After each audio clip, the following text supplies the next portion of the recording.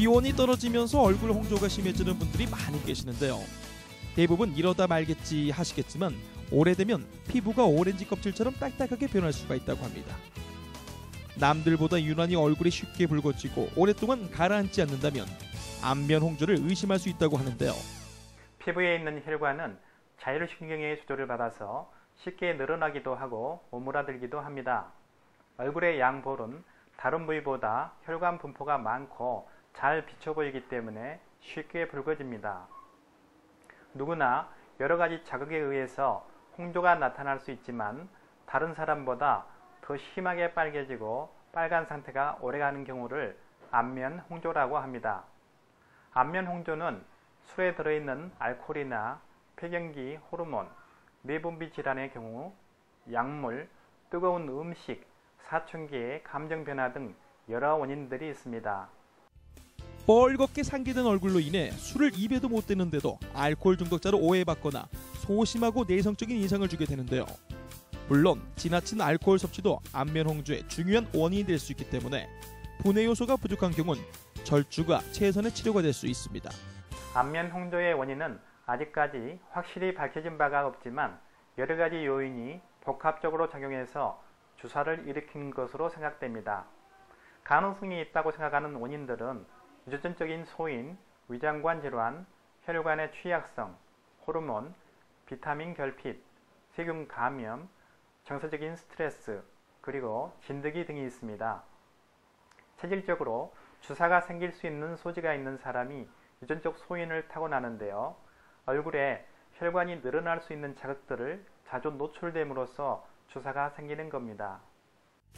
안면 홍조 예방을 위해선 집에서 수분크림이나 영양크림을 냉장고에 넣어뒀다가 저녁에 여러 차례 도포하면 도움이 된다고 합니다. 이런 노력에도 불구하고 증상이 낫지 않는다면 레이저를 이용한 혈관 치료가 필요한데요. 안면 홍조를 치료하기 위해서는 혈관을 줄이는 특수 레이저가 필요합니다. 레이저 시술은 일반적으로 한 달 간격으로 3회 이상의 시술이 필요한데요. 시술 후에는 얼굴에 거의 표시가 나지 않기 때문에 바로 일상생활이 가능합니다. 과거에는 혈관이 터지면서 멍이 들거나 얼굴이 과도하게 붓는 경향이 있었지만 과학기술의 발전으로 최근에는 시술 후에도 거의 표시가 나지 않으면서 효과는 훨씬 더 좋아진 결과를 낳습니다. 시도 때도 없이 얼굴이 붉어지는 안면 홍조는 대인기피와 우울증까지 이어질 수 있습니다.